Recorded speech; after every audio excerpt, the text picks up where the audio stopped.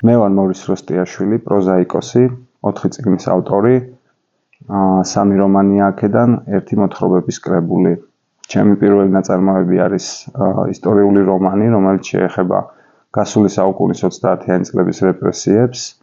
შემდეგი იყო მოთხრობების კრებული, რომელშიც შესულია პუბლიცისტიკა, დოკუმენტური და მხატვრული პროზა და ძირითადად აღწერილია საქართველოს ბოლო 30-იანი წლების და სხვა სოციალური პრობლემები და კატაკლიზმები.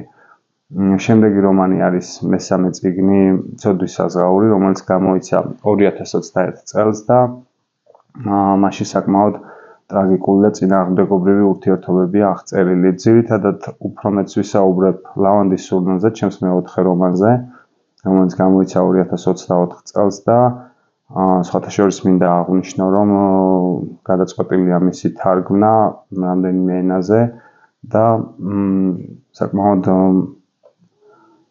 მეტი დაინტერესება გამოიწვია მკითხველებშიც სხვა ჩემს შემოქმედებასთან შედარებით. ლავანდის სურნელში არის აღწერილი ადამიანების მდგომარეობა, მძიმე ყოფა, რთული ურთიერთობები და ამ ურთიერთობებში საკმაოდ დიდი დრო აქვს დათმობილი იმას თუ რა გავლენას ახდენს ადამიანზე წარსული და როგორ შეიძლება წარსულმა შეცვალოს მისი აწმყოც და მომავალი და ფაქტობრივად ამ წარსულმა დაიმორჩილოს მისი ყოფიერება. ლავანდის სურნელში ერთადერთი პერსონაჟი, რომელსაც აქვს სახელი, ეს არის ელინა, დანარჩენი პერსონაჟები ძირითადად გამოყვანილები არიან პროფესიებით და მათ მოიხსენიებთ როგორც მებარგულს, სპორტის მოხელეს და ასე შემდეგ. მათ არ აქვთ სახელები და სპეციალურად გავაკეთე იმის გამო, რომ ადამიანებს უფრო მეტად, მკითხველს უფრო მეტად აღექვა და გაეთავისებინა პერსონაჟის სულიერი მდგომარეობა. მორის, თქვენ ახლა იყავით იტალიაში. როგორ დაიწყო თქვენი და პრემია ივერიას ურთიერთობა? პირველი არ არის ჩვენი შეხვედრა, რადგან თქვენ ჩვენთან ტელევიზიაშიც იყავით, სტუდიაშიც და იმის მერე რამდენიმე წელი გავიდა და თქვენ კიდევ ერთად ხართ პრემია ივერია და თქვენ. აი როგორ დაიწყო თქვენი ურთიერთობა და როგორ გაგრძელდა?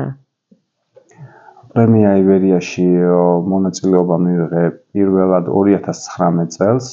ვარ ორგზის ლაურეატი და როდესაც წელს გაიმართა დაჯილდოება უკვე იტალიაში, ჩვენ წავედით ქართველი მწერლები აქედან, მაგრამ მხოლოდ მწერლები არა, ჩვენთან ერთად იყვნენ მხატვრებიც.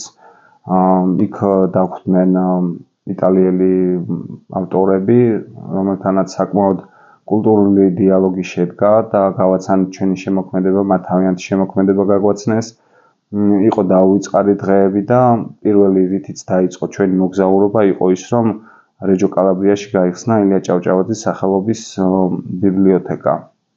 მაშიც მონაწილეობა ჩვენც მივიღეთ და ვფიქრობ ეს ისტორიული მოვლენაა, რომელიც უმნიშვნელოვანესია საქართველოსთვის და შემდეგ გაგრძელდა უკვე პრემია ივერიის დაჯილდოების ღონისძიებით, სადაც დაჯილდოვდნენ როგორც ქართველები, ასევე იტალიელი ავტორები და ჩემთვის საამაყოა, რომ მათ მიიღეს მონაწილეობა და პრემია ივერია საერთაშორისოა. დავბრუნდით იქიდან არა მარტო ჩვენი ემოციები საკმაოდ სავსე იყო როგორც მხატვრული ღირებულებით და ახალი ცოდნის მიღებით, ასევე შინაგანი ემოციებით ვიყავით ძალიან ბედნიერები და მოხიბლულები მოგზაურობით. აი თქვენ იქ როდესაც პრემიაზე წარგადგენენ ხოლმე ხო ნებისმიერ ადამიანს, როცა ხარ შენ სამშობლოში, უფრო ხარ ძალიან მშვიდად. მაგრამ თქვენ იყავით ახლა იმ ადამიანებთან, რომლებიც თავიანთ ფუძეს არიან მოწყვეტილები. აი რამდენად უფრო რთული იყო მათთან შეხვედრა და მორის რა სიტყვი, რას ელიან ხოლმე ემიგრანტები საქართველოდან ჩასული მწერლებისგან, პოეტებისგან, მსახიობებისგან თუ მხატვრებისგან.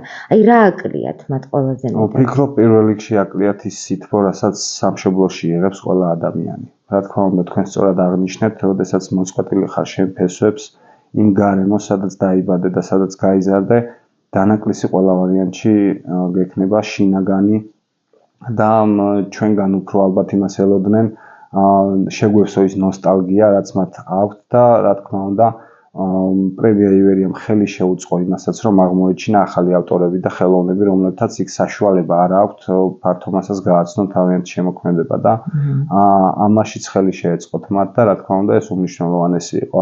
დავხვდნენ საკმაოდ თბილად, გულისხმიერად, მიიღეს როგორც ოჯახის წევრები და ვფიქრობ, პრემია ივერია ერთ-ერთი პიონერია ამ საქმიანობაში, რომელიც ახერხებს ჩვენს ემიგრანტებს საზღვარგარეთ მისცეს შესაძლებლობა მათი შემოქმედება კითხველამდე მიიტანონ.